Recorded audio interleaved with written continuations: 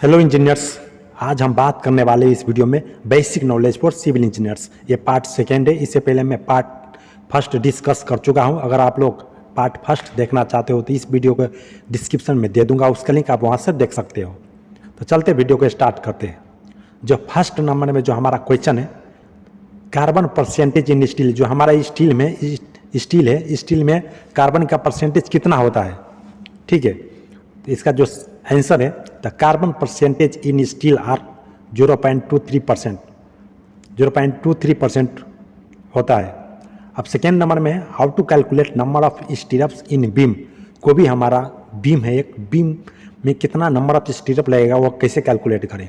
वो कैलकुलेट करने का एक फार्मूला है, number of stirrups is equal to beam length, जितना बीम का लेंथ रहेगा वो upon spacing between stirrups plus 1 करने के तो हमारा नंबर ऑफ स्टीरप्स आ जाएगा, जो बीम में कितना नंबर ऑफ स्टीरप्स लगेगा। जो थर्ड नंबर में है percentage of steel in structure member. Suppose हमारा स्टील स्ट्रक्चर मेंबर है, जैसे footing, column, beam and slab. Footing में कितने परसेंटेज स्टील लगेगा। ठीक है, तो 0.8% of the total volume of concrete. जितना कंक्रीट का जो वॉल्यूम है उसके 0.8% हमारा स्टील लगेगा फुटिंग में। कॉलम में 2.5% of the total volume of concrete, beam में 2% एंड स्लैब में 1%। 4 नंबर में है हमारा what is the bending wire. हमारा ये बैंडिंग वायर क्या है। बैंडिंग वायर नॉर्मली भाषा में बोला जाए one steel and another steel को हम लोग बांधने के लिए जो वायर यूज करते हैं उसी को हम बैंडिंग वायर बोलते हैं। जैसे भाषा में ही आप लोगों को दिख रहा होगा, bending wire is use to tie the steel bar at every intersection. इसमें जो हम बैंडिंग वायर जो यूज करेंगे उसका जो डायमीटर हमारा रहना चाहिए 0.9 mm से लेके 1.6 mm तक होना चाहिए उसका थिकनेस। उसी वायर को हम लोग यूज करेंगे जैसे स्टील वर्क चल रहा है वहाँ पर। जैसे 5 नंबर में है why we provide steel in concrete. हम लोग कंक्रीट में स्टील क्यों प्रोवाइड करते हैं। इसका जो आंसर है the tensile strength and strain capacity of concrete is very low. जो हमारा जो कंक्रीट है उसका टेंसाइल स्ट्रेंथ बहुत लो होता है, कंक्रीट ब्रिटल होता है। एंड सेकेंड पॉइंट है hence we use reinforcement to balance this deficiency. Reinforcement हम इसलिए प्रोवाइड करते हैं कि डिफिशियंसी को बैलेंस करने के लिए हम प्रोवाइड करते हैं। एंड थर्ड पॉइंट है tensile strength of steel are good. जो हमारा स्टील है उसका टेंसाइल स्ट्रेंथ गुड होता है, बहुत अच्छा होता है, इसीलिए हम लोग कंक्रीट में स्टील को प्रोवाइड करते हैं। क्यों प्रोवाइड करते हैं, क्योंकि डिफिशियंसी को बैलेंस करने के लिए हम लोग स्टील को प्रोवाइड करते हैं कंक्रीट में। जैसे नेक्स्ट क्वेश्चन है 6 नंबर में इम्पोर्टेंट IS कोड। हमारे पास 2 इम्पोर्टेंट IS कोड है, आप लोगों के बहुत इंपॉर्टेंट आएगा। जैसे फर्स्ट है IS 1786 reinforcement steel HYSD rebars physical and chemical properties information are provided. ये हमारा IS कोड है, ये physical and chemical properties information को प्रोवाइड करता है। HYSD बार का जो फिजिकल एंड केमिकल प्रॉपर्टीज है वो प्रोवाइड करता है।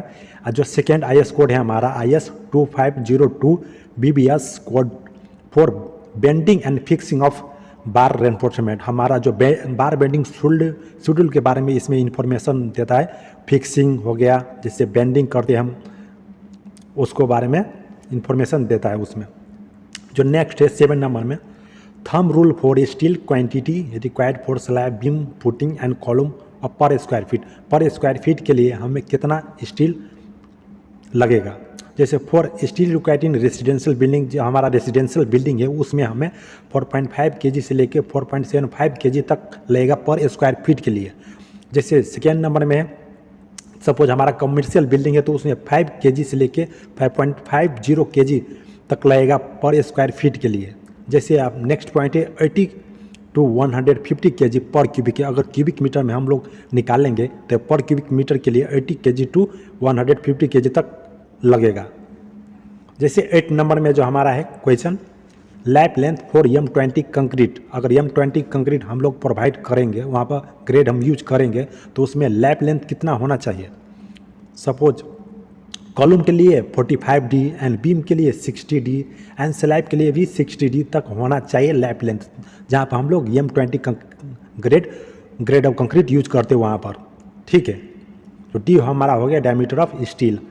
जैसे 9 नंबर में जो हमारा क्वेश्चन है, where lapping bars are provided, हम लोग लैपिंग बार कहाँ पर प्रोवाइड करेंगे। तो इसका जो सिंपल आंसर है आप लोगों को दिख रहा होगा, अब फिगर भी है।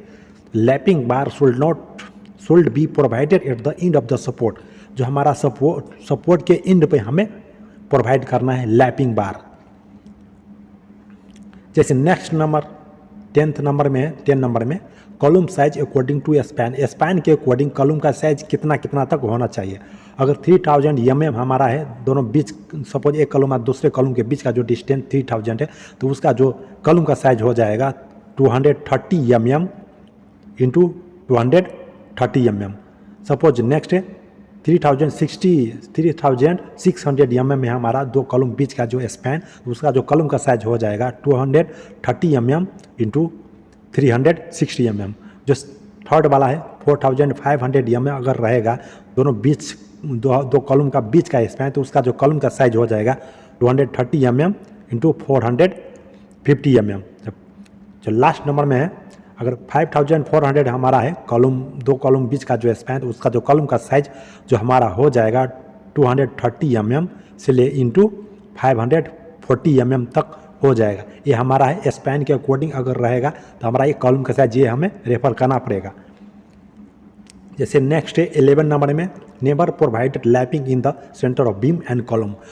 हम लोग जैसे सपोज बीम एंड कॉलम का वर्क चल रहा है, तो हमें लैपिंग नहीं प्रोवाइड करना है सेंटर में, बीम में एंड कॉलम में हमें सेंटर पे लैपिंग बार नहीं प्रोवाइड करना है अथवा लैपिंग नहीं प्रोवाइड करना है। तो आप लोगों को मन में आता होगा तो लैपिंग बार हम कहाँ प्रोवाइड करेंगे, तो लैपिंग बार हम लोग support of end of support जहाँ है हमारा सपोर्ट का इंड है, वहाँ पर हम लैपिंग बार प्रोवाइड करते हैं। ठीक है, जैसे आप लोगों को फिगर में भी दिख रहा होगा। Thanks for watching and subscribe my channel.